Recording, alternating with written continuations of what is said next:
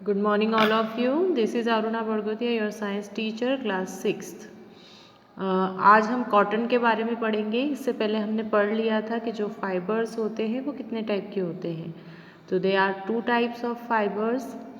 First is synthetic fibre, natural fibre and second is synthetic fibre. Natural fibre that are obtained from plants and animals are called natural fibers, and the fibers that are made by humans from different chemicals in the industries are called human made और synthetic fibre. And after हम पढ़ते हैं cotton. Cotton क्या है? एक natural fibre है। तो generally अगर देखा जाए तो पुराने समय में most of peoples cotton clothes का ही यूज़ करते थे। क्यों यूज़ करते थे इसको हम देख लेते हैं, इसके बारे में, इसके क्या एक्चुअली इसके क्या एडवांटेजेस हैं, क्या डिसएडवांटेजेस हैं। तो आज हम स्टार्ट करते हैं cotton. Cotton is a soft fibre that grow around the seed of the cotton plant. आप सभी ने देखा ही होगा या नहीं भी देखा है तो भी मैं बता देती हूँ। कॉटन जो होता है एक प्लांट होता है जिसमें कि फ्लावर आते हैं और उस फ्लावर में कॉटन लगी होती है और इस कॉटन में अंदर की तरफ सीड होते हैं। तो सीड के आसपास जो होता है एक सॉफ्ट पोर्शन लगा होता है जिसको कि हम कॉटन कहते हैं। Cotton plants are usually grown at places having black soil and warm climate.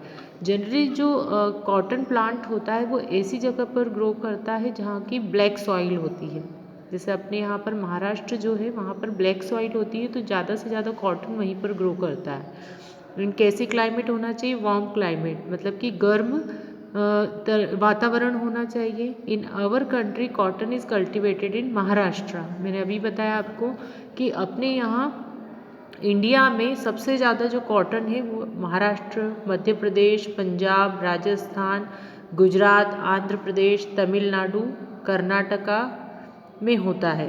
मतलब ये ऐसे स्टेट्स हैं जहाँ पर कॉटन को सबसे ज़्यादा कल्टीवेट किया जाता है। Cotton plants need a temperature of about 25 degree centigrade and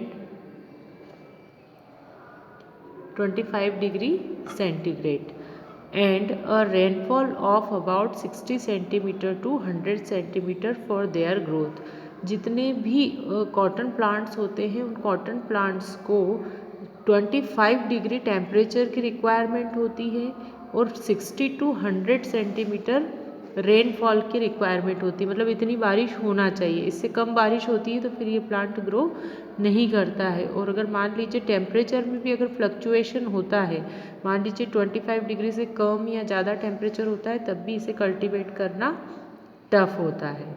cultivation of cotton, cotton को कैसे कल्टीवेट किया जाता है वो हम देख लेते हैं। जो in India the growing period for cotton is from March to November. इसे कब ग्रो किया जाता है? मार्च में इसकी सॉइंग की जाती है, देन नवंबर में इसकी कटिंग की जाती है। तो ये जो प्लांट होता है ये मार्च टू नवंबर तक अपनी लाइफ साइकिल को कंप्लीट करता है। मार्च में कैसा सीज़न होता है? स्प्रिंग सीज़न होता है। देन नवंबर में विंटर सीज़न होता है। तो विंटर सीज़न तक कॉटन की जो लाइफ साइकिल है वो कंप्लीट हो जाती है। तो cotton seeds are planted in the early spring. तो इसकी स्टार्ट कब होती है? अर्ली स्प्रिंग में, मतलब स्प्रिंग सीजन जब स्टार्ट ही होता है तब कॉटन सीड को प्लांट किया जाता है, लगाया जाता है सॉइल में। Cotton seeds grow readily. The fruits of cotton plant are called cotton bolls. फिर क्या होता है? कॉटन सीड से कॉटन प्लांट्स निकलते हैं और कॉटन प्लांट जो होते हैं उसमें छोटी छोटी बॉल्स होती हैं। उन बॉल्स को कॉटन प्लांट में जो फ्रूट्स आते हैं उसको कॉटन बॉल्स बोलते हैं। आपको डायग्राम में दिख रहा होगा ये सब क्या है? कॉटन बॉल्स हैं। तो जब ये कॉटन प्लांट्स जो बॉल्स होती हैं जब बर्स्ट होती है या ओपन होती है तो इसमें सीड के आसपास कवर होता है जिस पर कि कॉटन फाइबर्स लगे होते हैं, जिसको कि आप देख रहे हो वाइट कलर का। अगर घर में भी आपने देखा हो, कभी किसी के घर पर हो कॉटन का प्लांट, तो उसमें आप देख सकते हो कि इसके जो बॉल्स होती कॉटन बॉल्स उनके अंदर सीड लगे होते हैं और सीड के आसपास जो है वो सॉफ्ट स्पंजी कवर होता है जिसको कि हम कॉटन कहते हैं। तो ये कॉटन प्लांट है और ये क्रैक्ड कॉटन बॉल्स है रिवीलिंग वाइट फ्लफी फाइबर। तो ये क्या है, एक नेचुरल फाइबर है, क्योंकि कहाँ से मिल रहा है, प्लांट से मिल रहा है। अब क्या करते हैं, hand picking of cotton balls. In cotton balls को क्या किया जाता है, निकाला जाता है और फिर क्या करते हैं, इनको मशीन में डाला जाता है। जब हम इनको मशीन में डालते हैं तो इसका सीड वाला पोर्शन, इसका आउटर कवर वाला पोर्शन अलग हो जाता है और सिर्फ क्या बचता है, सॉफ्ट स्पंजी कॉटन बचता है। The heat of the sun dries these fibers, turning them fluffy and as white as snow. During this time, the cotton field look like a field covered with snow. फिर क्या करते हैं, machines के through cottons को अलग किया जाता है और इसे क्या कर देते हैं, इसको धूप में थोड़ी देर सुखाते हैं। जब हीट इस पे पड़ती है तो ये फाइबर्स क्या हो जाते हैं, ड्राई हो जाते हैं। तब उस समय कैसा लगता है, जब हम इसको पूरा एक तरह से इसको बिछाते हैं या रखते हैं या इसे सुखाते हैं तो उस समय ऐसा लगता है जैसे कि जो एरिया है उस पर बर्फ़ जमी हो, उस टाइप से लगता है। Now it is the time of harvesting. Cotton crop is mostly hand picked. In big field machines are used for picking cotton. अब क्या करते हैं, कॉटन को पिकिंग की जाती है, पिंजना। पिकिंग का मतलब होता है उसको पिंजना, उसको साफ करना, उसको उसके रेशे, उसके फाइबर्स को सेपरेट करना, ताकि क्या होता है, वो और ज़्यादा फ्लफी हो जाता है। यूज़ ऑफ कॉटन देख लेते हैं, कॉटन का क्या यूज़ होता है। तो cotton fibres are used to for manufacturing clothes and linings. इनका यूज़ किस में होता है, क्लॉथ्स बनाने में होता है।